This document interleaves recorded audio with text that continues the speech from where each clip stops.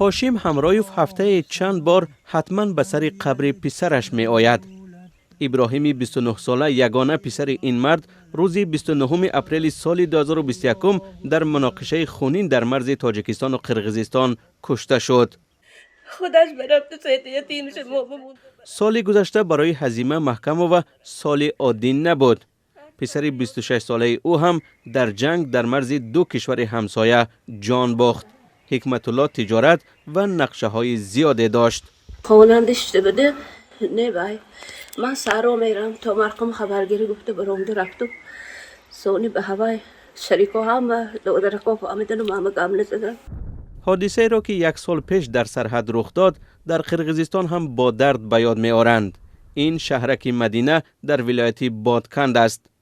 دیه را به نام یک دختر 12 ساله گذاشتند که قربانی مناقشه مرزی شد. سالکه یک سال گذشت. زندگی ادامه دارد.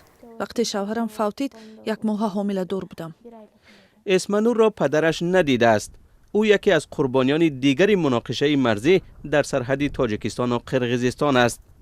آن صبح او دختر کلانیش را به باغچه برده وعده کرد که خودش آمده میگیرد، ولی دیگر بر نگشت. دخترش تا هنوز چشم به راه پدر است.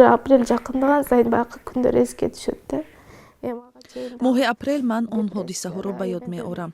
خیلی مشکل بود. دختر کلونیا ملکه بعضی چیزها را پی میبرد. همیشه از من میپرسد که پدرم کی برمیگردد و گفته بود که آمده مرا میگیرد. بهار سال گذشته در پی مناقشه در مرز تاجیکستان و قرقیزستان 10 نفر از دو طرف کشته شدند. در تاجیکستان 19 نفر به هلاکت رسید و 87 کس زخمی شد. در قرقیزستان شماره کشته شده ها را 36 نفر گفتند. 189 کس دیگر جراحت برداشتند.